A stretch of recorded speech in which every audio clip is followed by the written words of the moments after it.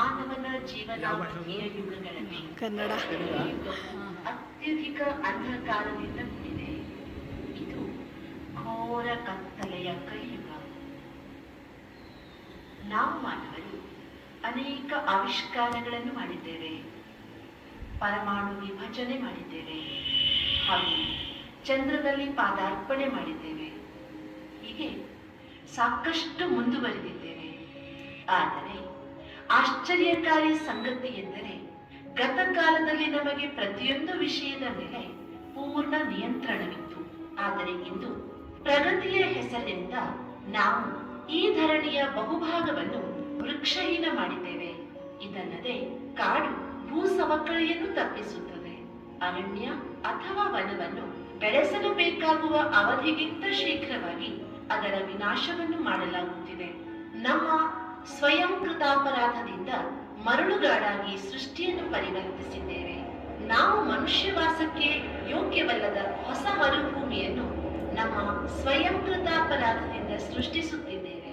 ಆಶ್ರಯಹೀನವಾದ ಅದೆಷ್ಟೋ ಪಶು ಸಂಕುಲಗಳು ಇಂದು ಈ ಭೂಮಿಯಿಂದಲೇ ಕಣ್ಮರೆಯಾಗಿವೆ. ನಾವು ಚರಂಡಿಗಳನ್ನು ಹೊಲಸಿನಿಂದ ತುಂಬಿಸಿಬಿಟ್ಟಿದ್ದೇವೆ. ನದಿಗಳನ್ನು ಅನೇಕ ಪ್ರಕಾರದ ಕಲ್ಮಶಗಳಿಂದ ವಿಷಮಯವನ್ನಾಗಿಸಿದ್ದೇವೆ. ನೀರು ದೂಷಿತವಾಗಿರುವುದರಿಂದ ಜಲದಲ್ಲಿ ಜೀವನ ಅಸಂಭವವಾಗುತ್ತಿವೆ. ಈ ವಸುಂಧರೆಯ ಸುಂದರತೆಯನ್ನು ನಾವೆಷ್ಟು ನಿರ್ಲಕ್ಷಿಸುತ್ತಿದ್ದೇವೆ. ಹಡಗುಗಳಿಂದ ಹೊರಹೊಮ್ಮುವ ತೈಲದಿಂದ ಸಾಗರದಲ್ಲಿ ಬದುಕುವ ಜೀವಗಳು ಸಾಯುತ್ತಿವೆ. ಸೂರ್ಯಕಿರಣಗಳ ಶಾಖ ಈಗ ಹಾನಿಕಾರಕವಾಗಿದೆ. ಏಕೆಂದರೆ ಸೂರ್ಯನ ಹಾನಿಕಾರಕ ಕಿರಣಗಳಿಂದ ನಮ್ಮನ್ನು ರಕ್ಷಿಸುವ ಓಜೋನ್ ಪದರದ ಕೆಲ ಭಾಗಕ್ಕೆ ಧಕ್ಕೆಯಾಗಿದೆ. ಯಾರೂ ಸುರಕ್ಷಿತವಾಗಿಲ್ಲ. ನಮ್ಮ ಪರಿವಾರವೂ ಸುರಕ್ಷಿತವಾಗಿಲ್ಲ. ಎಲ್ಲರ ಮನಸ್ಸಿನ ಬಾಗಿಲುಗಳಿಗೆ ಬೀಗವಿದೆ. ಕಿಟಕಿಗಳು ಮುಚ್ಚಿವೆ. ಹೊಸ ಹೊಸ ರೋಗಗಳು ಉತ್ಪನ್ನವಾಗುತ್ತಲಿವೆ. ಮಾರಕ ರೋಗಗಳ ಕಪಿಮುಷ್ಟಿಯಲ್ಲಿ ಸಿಲುಕಿ ಸಾಯುತ್ತಿದ್ದಾರೆ. ಜಗತ್ತಿನ ಒಂದು ಭಾಗ ಬಾಹ್ಯ ಸೌಂದರ್ಯ ಹಾಗೂ ಆಡಂಬರ ಆಕರ್ಷಣೆ ನಿತ್ಯ ನೂತನ ಸಂಶೋಧನೆಗಳಿಂದ ತುಂಬಿ ಹೋಗುತ್ತಿದೆ. ಇನ್ನೊಂದೆಡೆಯಲ್ಲಿ ಬಡತನ, ಹಸಿವು, ಸಾವು, ನೋವು, ಬರಗಾಲದಿಂದ ಜನ ಬಳಲು ಬೆಂಡಾಗಿದ್ದಾರೆ. ಚಿರನೂತನ ಪ್ರಕೃತಿ ನಷ್ಟವಾಗುತ್ತಿದೆ. ದಿನೇ ದಿನೇ ಜನರು ಅನೇಕ ಜೊತೆಗಾರರಿದ್ದರೂ ಒಂಟಿತನ ಅನುಭವ ಮಾಡುತ್ತಿದ್ದಾರೆ. ಏಕೆಂದರೆ ಪರಸ್ಪರ ಒಬ್ಬರಿಗೊಬ್ಬರು ಅಪರಿಚಿತರಾಗುತ್ತಿದ್ದಾರೆ. ಧರ್ಮದ ಸುಖವು ಸಪ್ಪೆಯಾಗುತ್ತಿದೆ. ಧರ್ಮವು ರಸ ಹೀರಿದ ಕಬ್ಬಿನಂತೆ ಶಕ್ತಿಹೀನವಾಗಿದೆ. ಎಲ್ಲರೂ ಆಧ್ಯಾತ್ಮಿಕತೆಯ ಸಾರವನ್ನು ಮರೆತೇ ಬಿಟ್ಟಿದ್ದಾರೆ. ಒಂದು ಧರ್ಮದ ಅನುಯಾಯಿಗಳು ಇನ್ನೊಂದು ಧರ್ಮಾವಲಂಬಿಗಳನ್ನು ತಿರಸ್ಕಾರದಿಂದ ಕಾಣುತ್ತಿದ್ದಾರೆ. ಪುರುಷ ತನುವಿನಲ್ಲಿರುವ ಆತ್ಮಗಳು ಸ್ತ್ರೀ ಶರೀರಧಾರಿಯ ಆತ್ಮಗಳೊಂದಿಗೆ ದುರ್ವ್ಯವಹಾರ ಮಾಡುತ್ತಿವೆ. ಒಮ್ಮೆಲೆ ಅನೇಕ ಶರೀರಗಳನ್ನು ನಾಶ ಮಾಡಬಹುದಾದಂತಹ ಅನೇಕ ಶಸ್ತ್ರಾಸ್ತ್ರಗಳನ್ನು ಕಂಡುಹಿಡಿಯಲಾಗಿದೆ. ಹೂದೋಟವಾಗಿದ್ದ ಈ ಜಗತ್ತು ಈಗ ಮುಳ್ಳಿನ ಕಾಡಾಗಿ ಬದಲಾಗಿದೆ.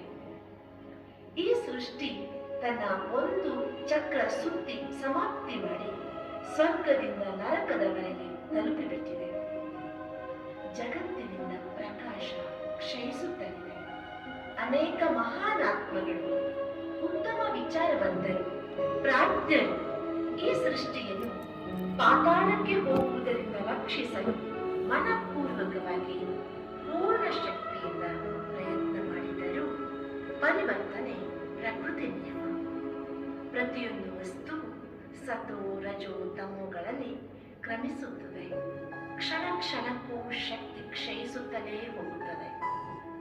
ಸಂಪೂರ್ಣ ಶಕ್ತಿ ನಷ್ಟವಾಗದವರೆಗೆ ಪತನವನ್ನು ನಿಲ್ಲಿಸಲು ಸಾಧ್ಯವಿಲ್ಲ.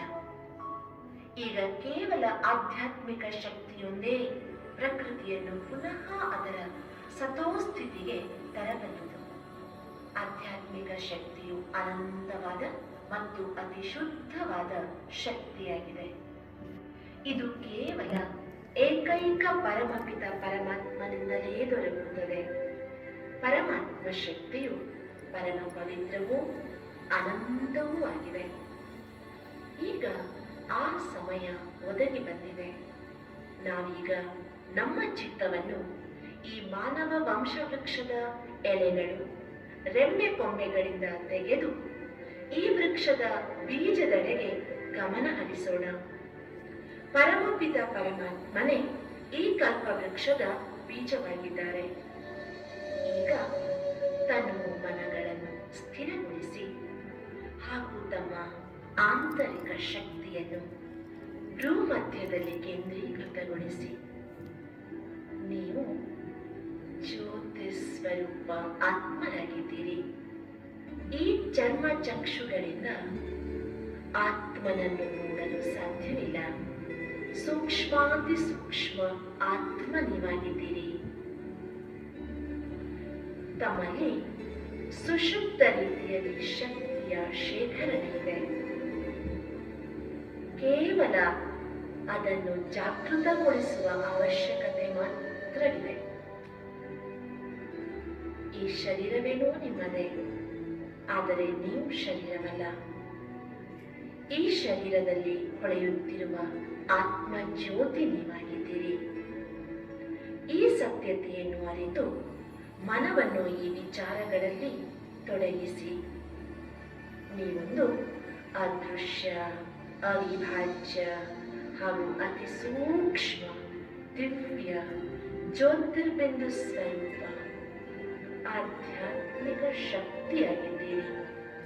ಆತ್ಮರಾದ ತಮ್ಮಲ್ಲಿ ವಿಚಾರ ಮಾಡಲು ಮನಸ್ಸು ಹಾಗೂ ನಿರ್ಣಯ ಮಾಡಲು ಬುದ್ಧಿ ಇದೆ. ಹಾಗೂ ನೀವು ಈ ಶರೀರದಿಂದ ಮಾಡುವ ಕರ್ಮಗಳೆಲ್ಲ ನಿಮ್ಮ ಸಂಸ್ಕಾರಗಳಾಗುತ್ತವೆ. ನೀವು ಶರೀರದ ಇಂದ್ರಿಯಗಳಿಂದ ಕರ್ಮವನ್ನು ಮಾಡುತ್ತೀರಿ. ಕಣ್ಣುಗಳ ಮುಖಾಂತರ ನೋಡುತ್ತೀರಿ, ಕಿವಿಗಳಿಂದ ಕೇಳುತ್ತೀರಿ, ಕೈಗಳಿಂದ ಕಾರ್ಯ ಮಾಡುತ್ತೀರಿ, ಕಾಲುಗಳಿಂದ ನಡೆದಾಡುತ್ತೀರಿ.